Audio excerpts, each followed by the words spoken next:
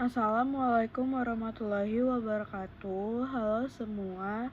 Halo Pasparta. Perkenalkan, saya Hairiza Rizky Amalia dengan NIM 2023-12-11-029 dengan rekan saya Sarahan Nadia Jamilah dengan NIM 2023-12-11-061. Kali ini saya dengan rekan saya Sarhana Dia Jamilah dari kelompok 4 kelas AK 51R akan membahas materi teori akuntansi minggu keempat, yaitu A Conceptual Framework, di mana topik A Conceptual Framework ini merupakan dasar pemahaman akuntansi keuangan modern. Nah, kerangka konseptual ini juga berfungsi sebagai fondasi intelektual yang menopang semua standar akuntansi yang digunakan oleh perusahaan di seluruh dunia. Tanpa adanya kerangka ini, standar akuntansi dapat berkembang secara sporadis, tidak konsisten, dan cenderung mengikuti kepentingan jangka pendek. Oleh karena itu, pembahasan tentang conceptual framework ini menjadi sangat penting karena dari sini kita dapat memahami mengapa suatu standar ditetapkan, bagaimana standar itu berfungsi, serta apa implikasinya terhadap kualitas laporan keuangan dari pengambilan keputusan ekonomi. Selanjutnya, di sini saya akan membahas mengenai the role of a conceptual framework. Nah, yang pertama ini ada struktur dari teori akuntansi. Jadi kita akan tahu struktur apa saja sih dari teori akuntansi ini. Dan yang kedua ini menyatakan cakupan dan tujuan pelaporan keuangan. Terus yang ketiga ini yaitu mengidentifikasi dan mendefinisikan karakteristik kualitatif informasi keuangan elemen dasar akuntansi. Dan yang terakhir ini berhubungan dengan prinsip dan aturan pengakuan dan pengukuran pengungkapan laporan keuangan. Nah, di sini masih dengan the role of conceptual framework, di mana sebuah sistem menyeluruh dan mendasar yang diharapkan dapat menghasilkan standar yang konsisten serta menjelaskan sifat, fungsi, dan batasan akuntansi keuangan dan pelaporannya. Dengan adanya conceptual framework, diharapkan ada landasan yang kuat bagi penyusunan dan penerapan standar akuntansi yang seragam, sehingga mampu meningkatkan informasi yang disajikan dalam laporan keuangan. Dengan kerangka ini, proses penyusunan standar akuntansi menjadi lebih konsisten dan rasional. Kerangka ini juga mencegah terjadinya tumpang tindih antar standar yang dapat membingungkan pengguna laporan keuangan. Nah, di tingkat praktik ini, peran kerangka konseptual terlihat dalam konsistensi laporan keuangan lintas negara. Adopsi IFRS di Indonesia misalnya ini memungkinkan laporan keuangan perusahaan domestik dibandingkan langsung dengan perusahaan di negara lain. Hal ini tuh menjadi poin penting bagi investor global yang membutuhkan basis penilaian seragam ketika menanamkan modal. Sebagai contohnya itu misalkan karakteristik kualitatif informasi keuangan. Kita dapat lihat misalkan dari PT Telkom Indonesia Tbk.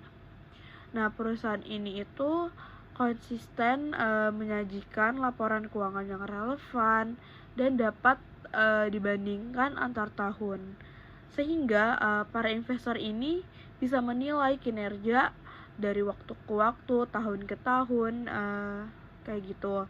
Nah, kalau di Amerika Serikat ini ada juga Apple Incorporated, di mana dia ini juga selalu menekankan keterbandingan laporan keuangan antar kuartal, antar tahun gitu. Nah, jadi itu tuh memudahkan investor global ini tuh bisa melihat tren penjualan iPhone dan produk lainnya. Jadi tuh kualitatif informasi keuangan ini tuh benar-benar sangat berpengaruh bagi para investor kayak gitu. Nah, selanjutnya di sini kita akan membahas mengenai the role of conceptual framework, benefitnya. Nah, benefitnya itu tuh ada 6. Yang pertama itu kita harus konsisten, persyaratan pelaporan yang logis.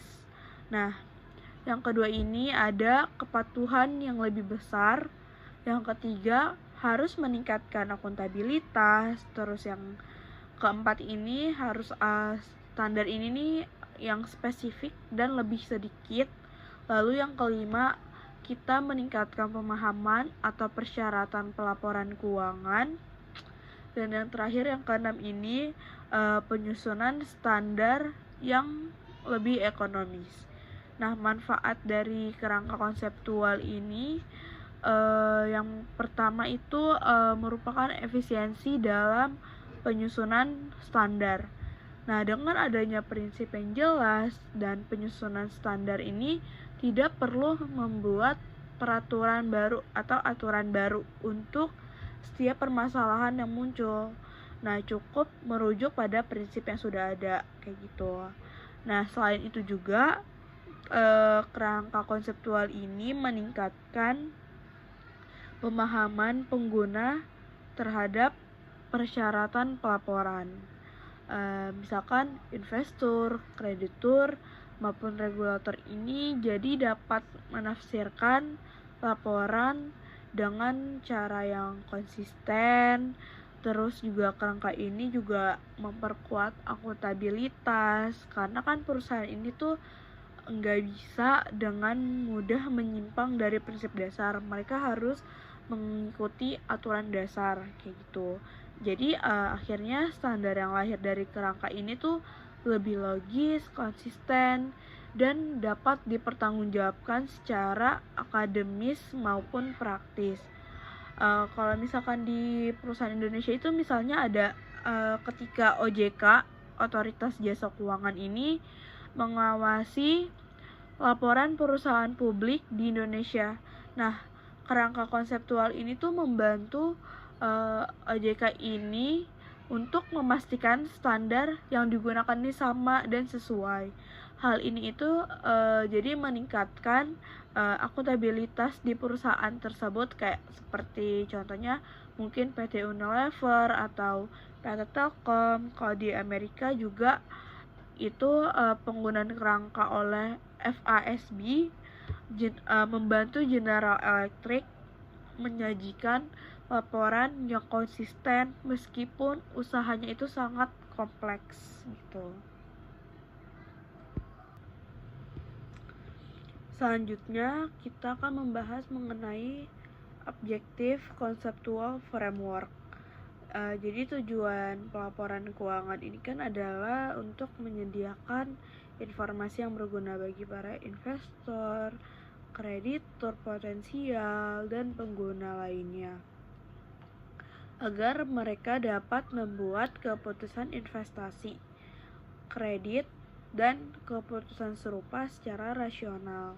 Dengan demikian, pelaporan keuangan ini diharapkan memberikan gambaran yang jelas mengenai kondisi keuangan suatu entitas, sehingga nih para pengguna dapat menilai kinerja keuangan dan prospek masa depan perusahaan secara objektif. Jadi mungkin investor ini tuh bisa menilai kinerja keuangan perusahaan ini tuh dari tahun ke tahun, sehingga mereka bisa ngambil keputusan maukah mereka berinvestasi di perusahaan tersebut. Nah, informasi keuangan tuh harus apa aja sih? Nah, di sini kita membahas 4 poin. Yang pertama, balik lagi tadi, berguna untuk pengambilan keputusan ekonomi. Nah, yang kedua, berguna untuk menilai prospek arus kas. Dan yang ketiga, terkait sumbernya perusahaan. Jadi kayak klaim atas sumber daya perusahaan tersebut dan perubahan di dalamnya itu apa aja gitu.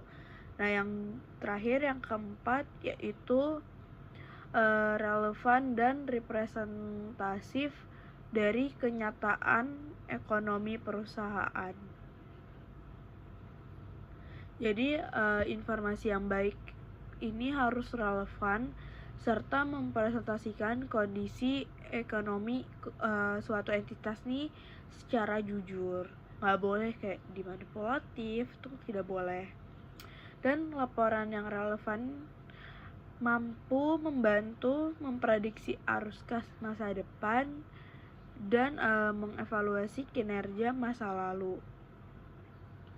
Terus oleh karena itu konseptual framework yang kita bahas ini menegaskan bahwa laporan keuangan bukan sekedar kewajiban administratif, melainkan juga sebagai sarana penting dalam proses alokasi sumber daya ekonomi. Nah, sebagai contohnya, misalkan ada investor yang mau membeli saham di PT Indofood Sukses Makmur Tbk. Nah, pastinya kan investor ini akan melihat dulu kan laporan keuangan antar kuartal, antar tahun, melihat secara menyeluruh untuk menilai prospek kedepannya, apakah dilihat dari laporan keuangan ini perusahaan ini baik dalam memanage keuangannya dan lainnya. Nah, laporan ini tuh harus relevan dan menggambarkan kondisi sebenarnya, misalkan mereka sedang ada masalah keuangan atau bagaimana. Nah, begitu juga kreditur internasional, nah kayak seperti bank yang memberi pinjaman ke Tesla Incorporated. Itu kasus di luar Indonesia ya. Nah, mereka tuh akan menggunakan laporan keuangan Tesla ini untuk melihat dan menilai kayak apakah Tesla Incorporated ini tuh mampu membayar kewajibannya ketika bank ini memberi pinjaman ke Tesla Incorporated kayak gitu. Jadi tuh pastinya investor atau yang perusahaan yang akan memberi pinjaman ke perusahaan yang meminjam ini tuh benar-benar harus melihat tuh laporan keuangan ini. Jadi kayak dia tuh harus melihat kayak apakah nanti ke depannya mereka mampu membayar atau tidak mampu membayar, kayak seperti itu. Selanjutnya di sini ada developing conceptual framework. Jadi pengembangan kerangka kerja konseptual ini dipengaruhi oleh dua isu utama. Yang pertama, pendekatan berbasis prinsip versus berbasis aturan dalam penetapan standar. Yang kedua, informasi untuk pengambilan keputusan dan pendekatan keputusan. Kali ini kita bakal membahas yang mengenai pendekatan berbasis prinsip versus berbasis aturan dalam penetapan standar. Yang pertama, pendekatan berbasis bisnis. Di mana pendekatan berbasis bisnis ini sistem penetapan standar akuntansi yang memberikan pedoman umum dan prinsip-prinsip dasar yang harus diikuti. Sedangkan pendekatan berbasis aturan yaitu memberikan standar yang lebih rinci dan spesifik dengan aturan yang harus dipatuhi oleh perusahaan. Lalu yang kedua, itu kan isu yang pertama. Yang kedua ini mengenai informasi untuk pengambilan keputusan dan pendekatan keputusan. Informasi untuk pengambilan keputusan ini melalui data atau fakta yang disediakan dalam laporan keuangan dan digunakan oleh para pemangku kepentingan. Contohnya itu seperti investor dan kreditur untuk membuat keputusan ekonomi yang tepat. Seperti yang tadi saya bahas, keputusan ekonomi yang tepat itu seperti bagaimana, apakah mereka yakin untuk berinvestasi di suatu entitas tersebut, seperti itu. Nah, yang kedua ini pendekatan teori keputusan. Di sini menggunakan metode analitis yang digunakan untuk membuat keputusan yang rasional dan optimal berdasarkan informasi yang tersedia. Jadi, kedua pengembangan kerangka konseptual ini berkaitan dengan bagaimana informasi digunakan dalam pengambilan keputusan. Karena kan informasi di setiap laporan keuangan perusahaan itu merupakan informasi yang sangat penting bagi pihak eksternal seperti investor dan kreditor. Informasi akuntansi ini juga dipandang bukan hanya sebagai catatan, melainkan sebagai input yang mengarahkan keputusan investasi, pembiayaan, maupun kebijakan. Dengan kata lain, akuntansi diposisikan sebagai peringkat analisis untuk menghasilkan keputusan yang rasional dan optimal. Nah, di sini selanjutnya ada penetapan standar berbasis prinsip dan berbasis aturan.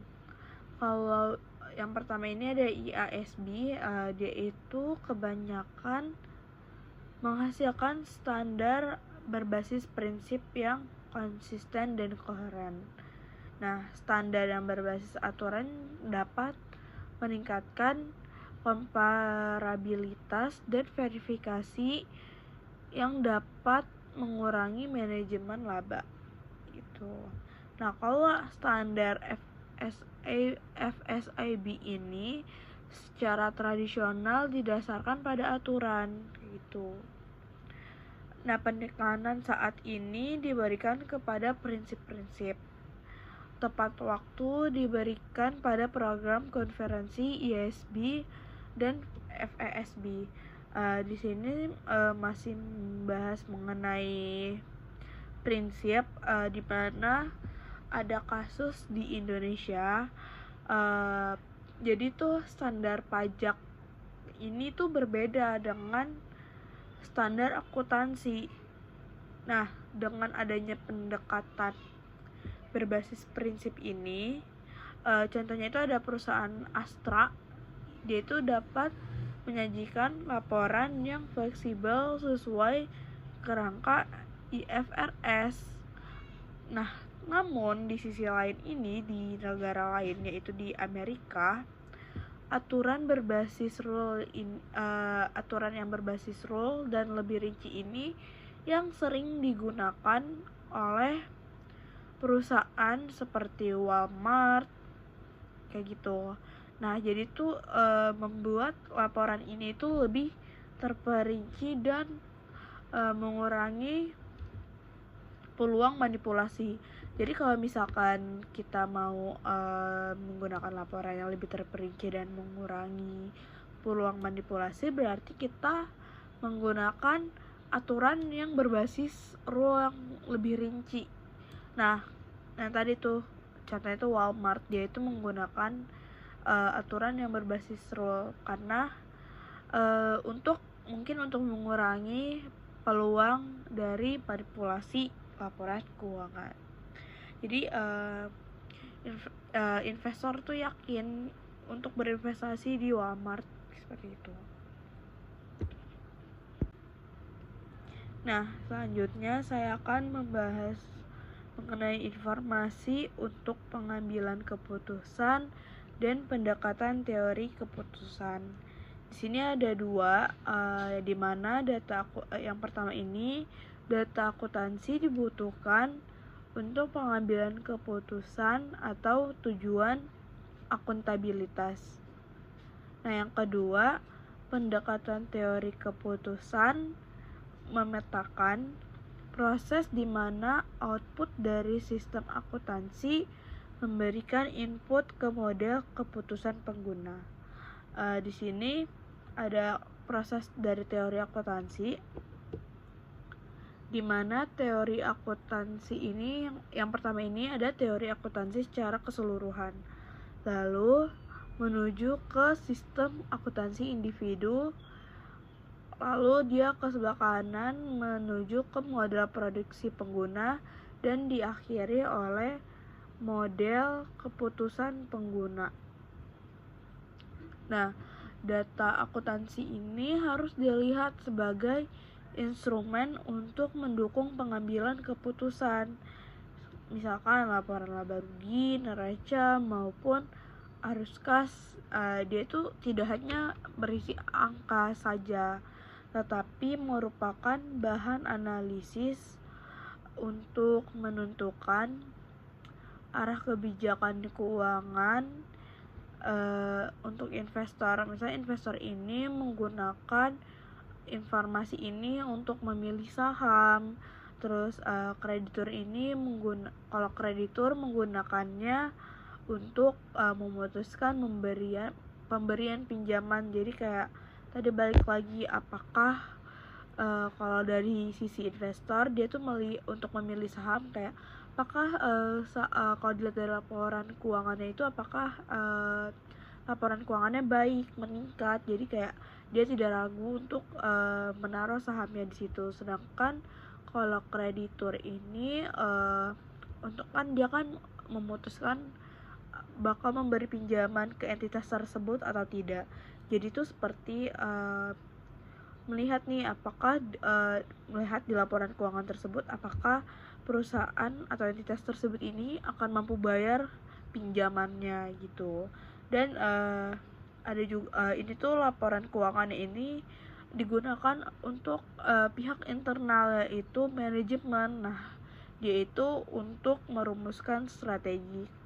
Contohnya tuh kayak misalkan melihat laporan keuangan tahun sebelumnya, dilihat apakah kita harus apa nih, meningkatkan strategi seperti apa untuk meningkatkan pendapatan atau sebagai macamnya gitu.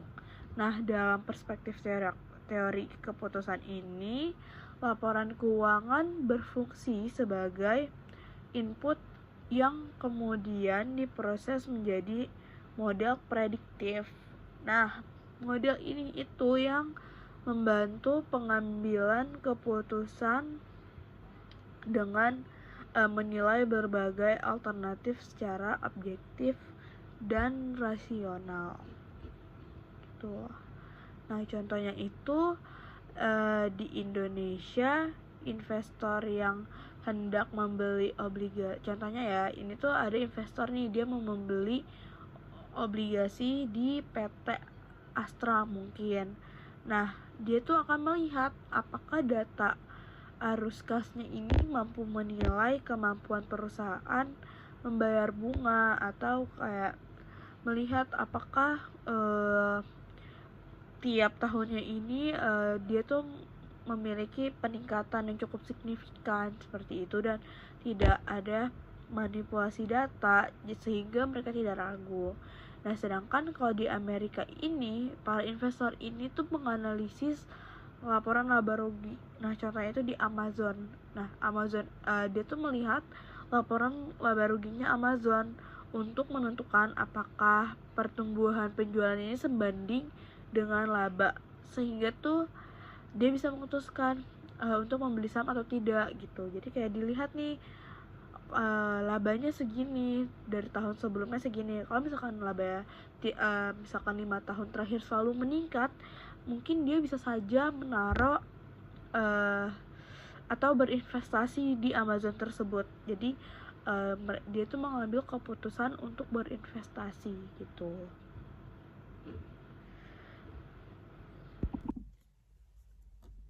Lalu selanjutnya ada perkembangan internasional antara IASB dan kerangka konseptual FASB. Jadi pada tahun 2004 FASB dan IASB sepakat melaksanakan proyek. Nah, tentang apa? Yang pertama itu tentang mengembangkan kerangka konseptual yang umum. Yang kedua, tujuan menyusun standar yang berdasarkan prinsip konsisten secara internal dan konvergensi internasional. Lalu yang ketiga itu exposure draft-nya itu dihasilkan pada bulan Juni tahun 2009 yang masih ditangguhkan oleh isu-isu sektor laba. Terus juga ada EDE. EDE ini memiliki beberapa area yang kontroversial. Nah, yang pertama ini EDE memiliki perspektif entitas versus kepemilikan. Lalu yang kedua, kelompok pengguna utamanya. Terus yang ketiga, kegunaan keputusan dan penata layanannya. Dan yang keempat ini ada karakteristik kualitatif. Nah, contohnya itu tuh misal PT Garuda Indonesia Tbk ini sempat tuh mengalami kasus restatement laporan keuangan. Nah, jadi konvergensi IFRS ini ngebantuin menciptakan transparansinya yang lebih baik dalam laporan PT Garuda Indonesia-nya. Nah, terus perkembangan internasional dalam Australia ini juga menganut pendekatan di mana isu sektor bisnis dan nirlaba dibahas bersama. Lalu yang kedua juga standar ditujukan untuk diaplikasikan pada ketua sektor. Dan IFAC International Public Sector Accounting Standards Board ini juga memulai suatu proyek pengembangan kerangka kerja sektor publik. Nah, jadi di Australia juga ini mereka ada pendekatan sektor publik yang digunakan oleh lembaga pemerintah. Kenapa? Agar akuntabilitasnya itu juga lebih jelas. Sementara di AS, standar FASB-nya ini diterapkan lebih ketat untuk perusahaan swasta gitu. Terhadap konseptual proyek kerangka kerja. Nah, kritiknya ini tuh harus ada pendekatan untuk mengembangkan CF, yaitu ada dua secara. Yang pertama secara ilmiah dan yang kedua ini secara profesional. Nah, kalau secara ilmiah ini mereka tuh menggunainnya logika dan empirisme atau keduanya. Jadi meskipun bermanfaat, kerangka konseptual ini tuh nggak luput dari kritik kan. Nah, kalau yang tadi secara ilmiah kan mereka kerangka ini dianggap perspektif. Jadi definisinya mereka ini selalu gak jelas dan belum menyelesaikan permasalahan pada pengukuran. Dan secara ilmiah ini juga ada resiko pengambilan keputusan yang bersifat mekanis. Jadi mereka cuman mengikuti definisi tanpa mempertimbangkan konteksnya. Lalu yang kedua ini secara profesional. Jadi kalau secara profesional ini mereka nentuin nih tindakan terbaiknya yang harus diambil ini dari nilai profesionalnya. Nah, maksudnya itu kerangka konseptualnya ini dinilai gak bebas dari kepentingan politik. Jadi penyusunan standarnya sering dipenuhi oleh lobby kelompok tertentu. Nah, sehingga hasilnya ini bisa lebih mencerminkan kompromi daripada prinsip ilmiah. Jadi Dengan kata lainnya, kerangka konseptual ini memang penting, tapi bukannya penganut sempurna yang bakal mampu menjawab semua persoalan akuntansinya gitu. Lalu secara scientific kritisme ini juga, kritik ini yang pertama ini juga bersifat perspektif yang tadi sebelumnya. Terus peraturannya juga peraturan dan konvensinya juga nggak ditentuin. Terus mereka juga nggak menyelesaikan permasalahan keterbukaan yang saat ini. Lalu definisinya juga nggak jelas. Terus nggak mengatasi masalah pengukurannya, dan risiko pengambilan keputusan ini juga sekedar mekanis. Lalu kerangka kerja bisa menjadi tujuan akhirnya, dan yang terakhir juga ketergantungan yang berlebihan pada definisi. Jadi ada kasus nyatanya. Jadi beberapa perusahaan di Indonesia juga masih menganggap laporan keuangan hanya untuk formalitas untuk memenuhi aturan BEI-nya. Jadi bukan alat untuk pengambilan keputusan. Terus hal ini juga sejalan dengan kritik bahwa kerangka konseptual ini kadang hanya tujuan formalnya. Kalau di luar negeri, Enron ini menjadi contoh nyata nih bagaimana meski ada standarnya, jika kerangka konseptual ini nggak dijalankan dengan integritas, laporan bakal bisa dimanipulasi.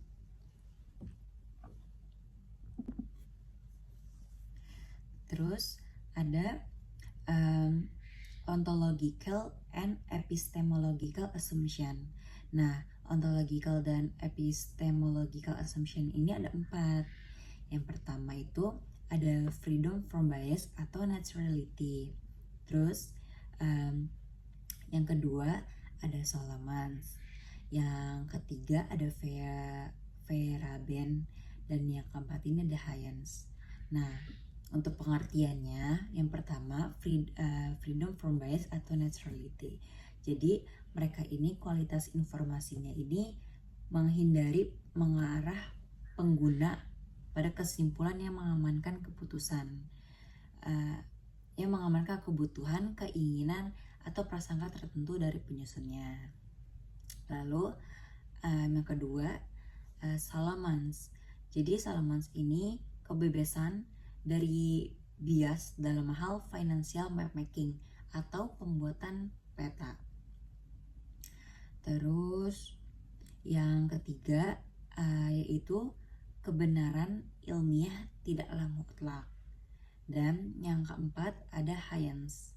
Jadi mereka ini mengklaim akuntansi arus utamanya ini dianggap remeh. Maksudnya, jadi kerangka konseptual akuntansi ini gak bakal bisa dilepaskan dari asumsi filsafat ilmu. Nah, netralitasnya ini dianggap sebagai kualitas yang harus dijaga agar laporan tidak berpihak pada kepentingan tertentu. Namun sejumlah pemikir mengkritik bahwa kebenaran dalam akuntansi ini bersifat relatif, tidaklah mutlak dan syarat nilai.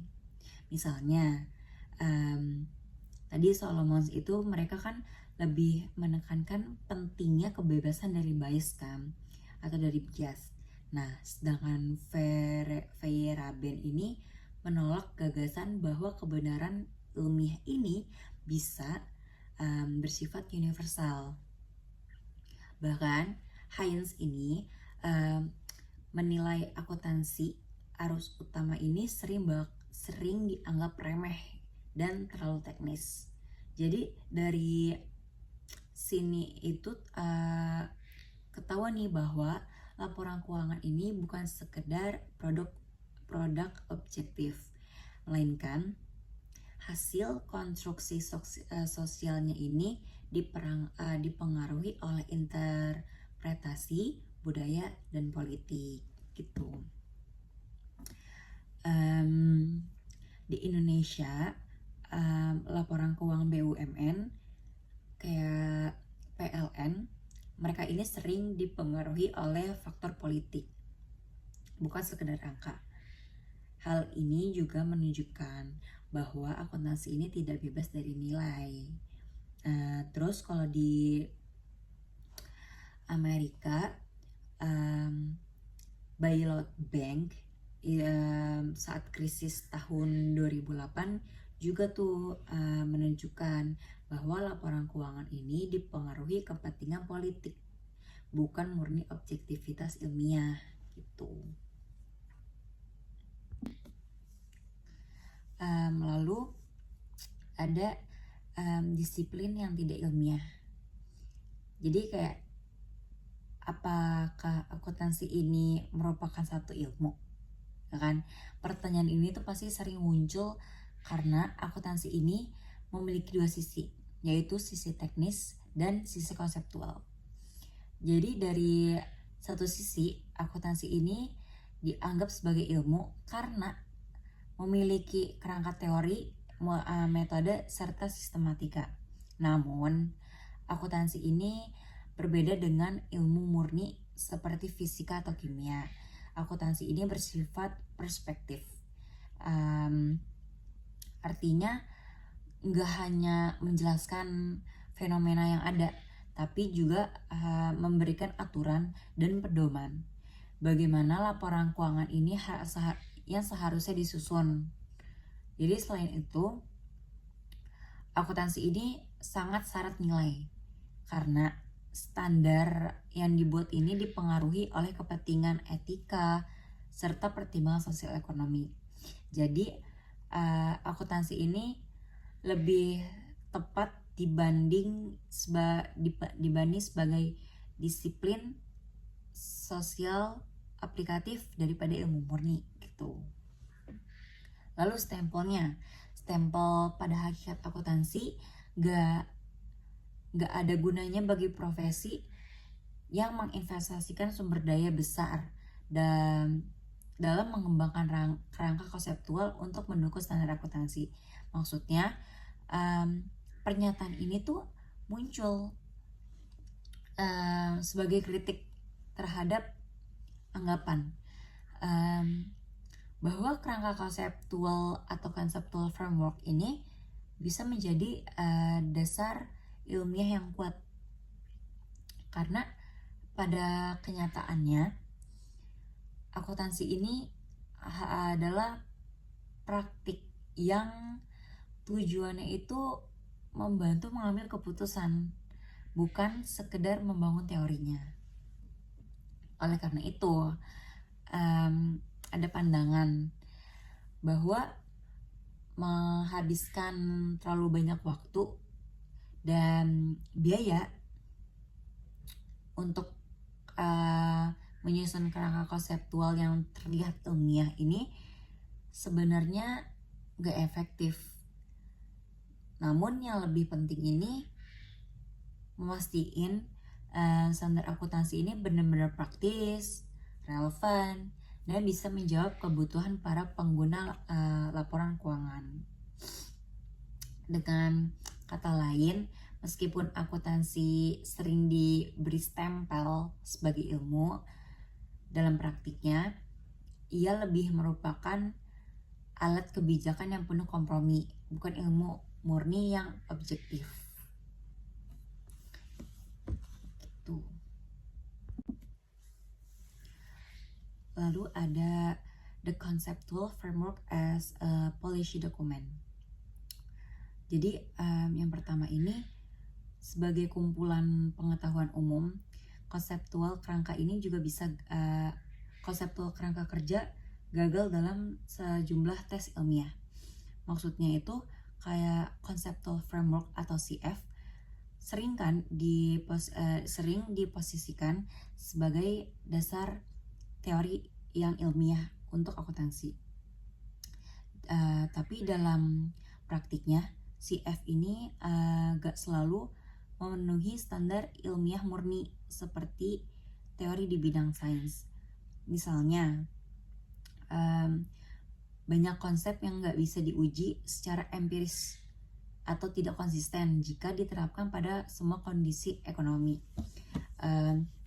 Karena itu CF juga lebih tepat dilihat sebagai pedoman normatif atau suatu panduan untuk membuat standar yang bukan teori ilmiah yang mutlak benar. Terus yang kedua juga ada perbedaan antara teori dan kebijakan. Itu tuh merupakan hal penting. Maksudnya jadi mereka tuh harus perlu dibedakan antara teori dan kebijakan. Kalau teori ini tuh biasanya mereka berfokus pada penjelasan ilmiah. Jadi mereka itu mencari kebenaran secara universal dan diujinya ini melalui penelitian. Sedangkan kebijakan termasuk CF, mereka ini dibuatnya ini untuk tujuan yang praktis, yakni menghasilkan standar yang bisa diterapkan dalam pelaporan keuangan. Artinya CF ini tuh mereka tuh nggak murni bersifat teoritis, melainkan mereka muatan kebijakannya ini dipengaruhi oleh kebutuhan praktis ekonomi bahkan politik itu. Terus yang ketiga juga CF ini nggak diproduksi dalam ruang hampa politik. Maksudnya meskipun sering disebut sebagai dokumen konseptual, CF ini nggak pernah benar-benar terlepas dari pengaruh politik. Jadi proses penyusunannya ini melibatkan berbagai pihak, kayak pihak regulator, pembuat standar, praktisi, investor, bahkan tuh pemerintah ya masing-masing punya kepentingan. Jadi dengan kata lain ini, keputusan yang masuk ke dalam CF ini sering merupakan hasil kompromi politik. Jadi mereka ini nggak cuma sekedar hasil dari kajian akademisnya doang gitu. Terus yang keempat, CF nih mungkin ya hanya cerminan dari dominan yang dominan kemauan kelompok. Maksudnya kayak karena adanya dinamika politik, CF ini bisa menjadi representasi dari kepentingan kelompok yang paling berpengaruh atau yang paling dominan dalam proses penyusunan standarnya. Kayak misalnya kelompok investor besar atau perusahaan multinasional mungkin tuh punya suara yang lebih kuat dalam menentukan arah CF dibanding kelompok-kelompok yang kecil. Hal ini juga tuh nunjukin kayak bahwa CF ini tuh nggak selalu netral, melainkan bisa mencerminkan kepentingan pihak-pihak tertentu yang lebih kuat gitu. Jadi conceptual framework ini tuh emang nggak bisa disebut sebagai dokumen konseptual, tapi dalam praktiknya ini lebih tepat disebut sebagai dokumen kebijakan. Jadi ia tuh nggak sepenuhnya ilmiah, syarat maupun politik, dan bisa dipengaruhi oleh kelompok dominan. Karena itu memahami CF ini juga berarti harus memahami konteks politik, ekonomi, dan dibaliknya. Jadi nggak cuman hanya sekedar teori-teori yang ada di atas kertas gitu. Lalu ada positive research dari kerangka konseptual ini. Yang pertama, positive research dalam kerangka konseptual ini bahwa proyek kerangka konseptual mengabaikan kerangka empirisme dari temuan penelitian akuntansi positif. Jadi mereka ini bertentangan satu sama lain. Terus positive research yang kedua ini membuktikan nih bahwa banyak pasar modal yang gak efisien. Jadi kayak harga saham nih gak selalu mencerminkan informasi keuangan dengan segera kan. Jadi laporan akuntansi juga salah satu faktor dari banyak faktor yang lain. Jadi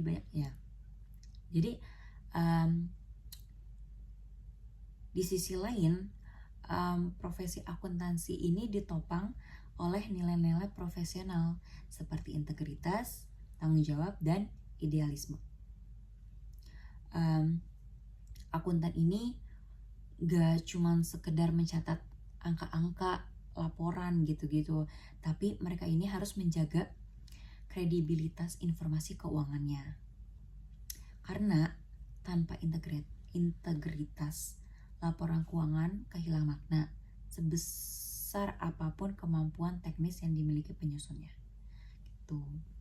Terus akuntansi juga adalah kombinasi antara keahlian teknis dan komitmen etikanya.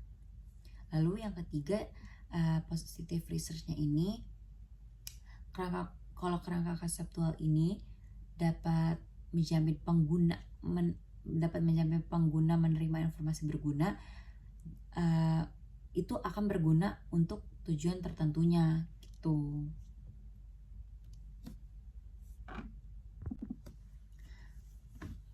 Lalu ada juga nilai-nilai profesional dan pelestarian diri.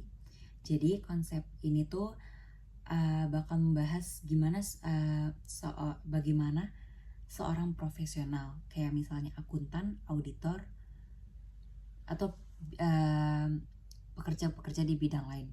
Jadi mereka ini harus menjaga keseimbangan kepentingan pribadi atau pelestarian dirinya dengan nilai-nilai profesional yang menekankan idealisme, tanggung jawab, dan legitimasi profesi di mata publik.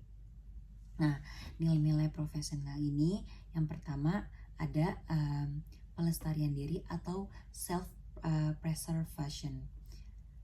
Jadi pelestarian diri ini mengacu pada dorongan manusia untuk ngelindungin kepentingan pribadinya, baik dari segi karir, reputasi, maupun keamanan finansialnya. Terus kalau dalam konteks profesi, hal ini terlihat ketika seorang profesional berhati-hati dalam bertindak agar tidak merugikan dirinya sendiri. Misalnya mereka harus menjaga nama baik mereka. Terus mereka juga harus menghindari konflik hukum atau yang bisa mencari stabilitas pekerjaannya.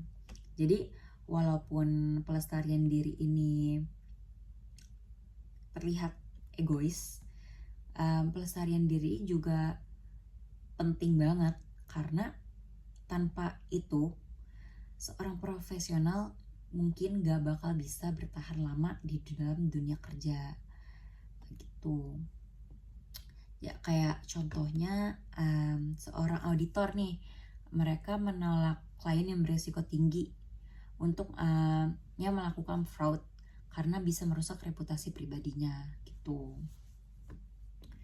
Terus nilai profesional kedua ada nilai profesional juga menekankan pada idealisme atau altruisme. Jadi kayak mereka tuh menempatkan kepentingan masyarakatnya, kepentingan masyarakat, organisasi, atau pengguna jasa di atas kepentingan pribadinya. Seorang profesional sejati pasti tuh nggak hanya bekerja cuman demi gaji, tapi mereka juga demi integritas, kualitas, dan kepercayaan publiknya gitu.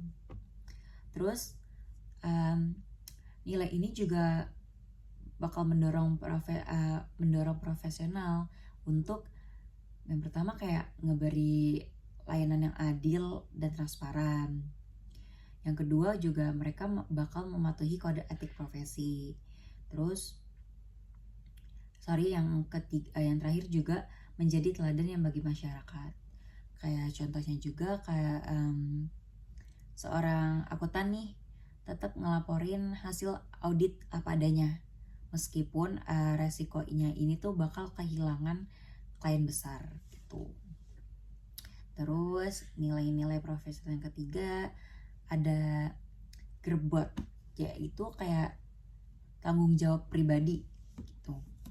Jadi gerbot ini merujuk nih pada sikap bertanggung jawab secara pribadi atas tindakan yang diambil dalam profesi.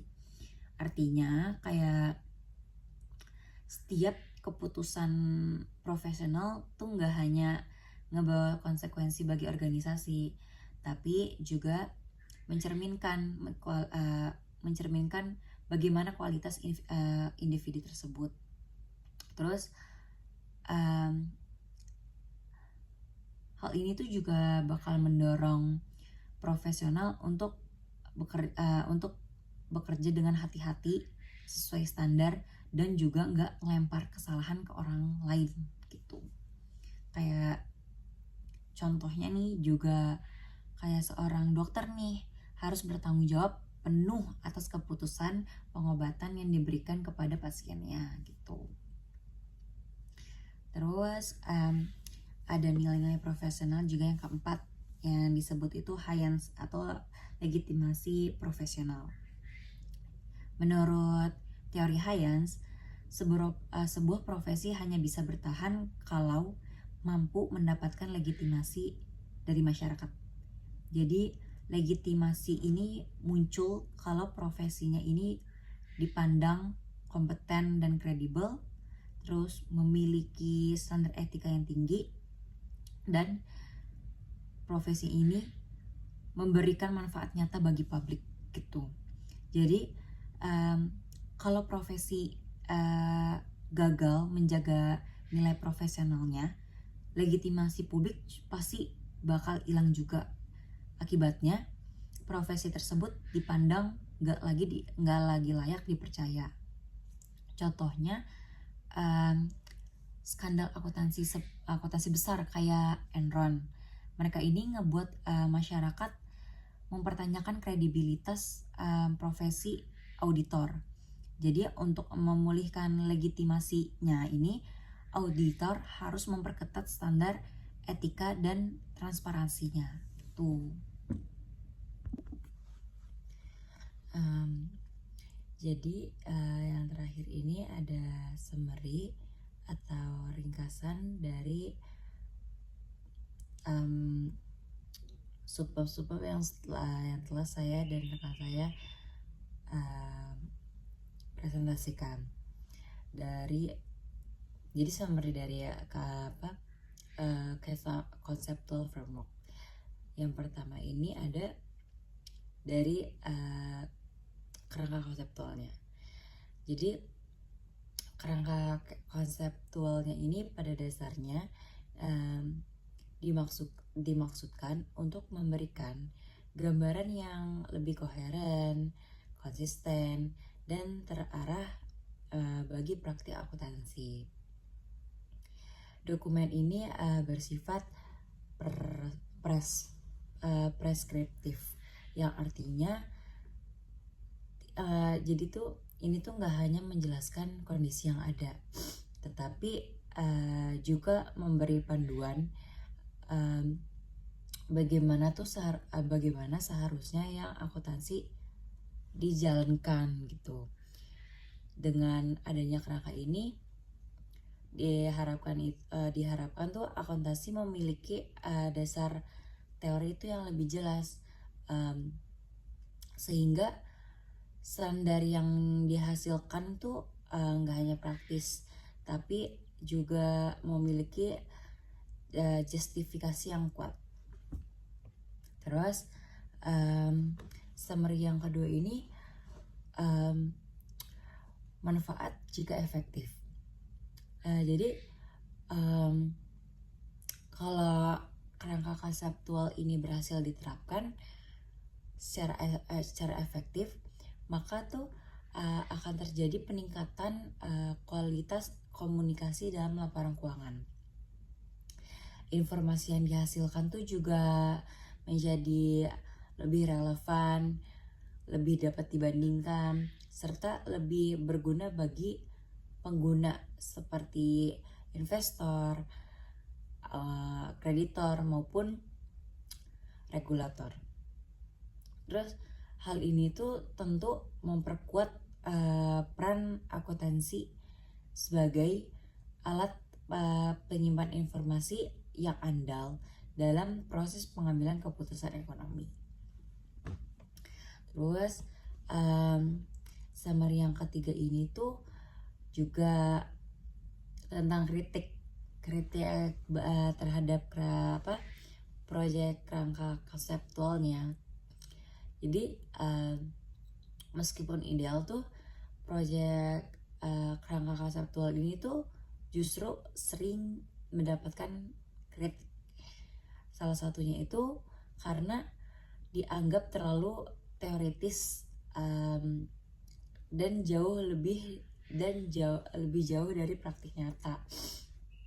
Banyak pihak tuh berpendapat bahwa alih-alih memperjelas, justru kerangka konseptual ini tuh menimbulkan perdebatan baru tentang bagaimana standar yang seharusnya dibentuk gitu. Lalu ada juga ringkasannya ini sebagaimana tuh pergeseran dalam audit. Jadi selain itu tuh dalam audit nih juga terjadi pergeseran fokusnya nih, karena dahulu tuh auditor banyak banyak yang menggunakan pengujian substantif untuk memastikan kewajaran laporan keuangannya. Tapi kalau sekarang nih auditor tuh malah lebih menekankan pada pemahaman risiko bisnis kliennya doang gitu. Jadi hal ini tuh nunjukin bahwa kerangka konseptual ini tuh nggak cukup gitu. Jadi auditor tuh juga harus menyesuaikan dirinya dengan kompleksitas dengan bisnis modernnya gitu. Terus tantangan dalam pengembangan kerangka konseptualnya. Jadi salah satu kelemahan utama dari proyek kerangka konseptual ini tuh justru proses pengembangannya yang sangat panjang dan rumit. Jadi butuh waktu yang bertahun-tahun untuk mencapai konsensus, karena standar akuntansi itu selalu dipengaruhi oleh berbagai kepentingan, yaitu ekonomi, politik, bahkan tuh sosial juga. Jadi akibatnya tuh meskipun kerangka konseptual ini penting tuh, penerapannya tuh sering tertinggal dari kebutuhan nyata yang di lapangan gitu. Jadi kesimpulannya banget untuk presentasi ini tuh, kerangka konseptual nih emang penting sebagai fondasi teori akuntansi, tapi efektivitasnya ini juga sangat bergantung pada implementasi. Kayak kalau terlalu lama dikembangin tuh itu tuh bisa tertinggal dari kebutuhan prakteknya gitu. Jadi penting banget bagi pembuat standar tuh untuk mencari keseimbangan antara dasar teori yang kokoh dan tuntutan praktis yang terus berkembang gitu. Jadi sekian presentasi materi tentang conceptual framework ini dari kelompok 4, yaitu saya Sarah Hanadia Jamila dengan NIM 2023 1211061 dan rekan saya Khairiza Rizky Amelia dengan NIM 2023 1211029. Mengucapkan terima kasih banyak kepada Pak Sparta, terima kasih banyak kepada teman-teman yang sudah menonton dan memperhatikan presentasi kami, dan kami mohon maaf jika ada kata-kata atau kalimat yang salah atau yang salah diucapkan. Wabillahi taufiq wal hidayah. Wassalamualaikum warahmatullahi wabarakatuh. Terima kasih.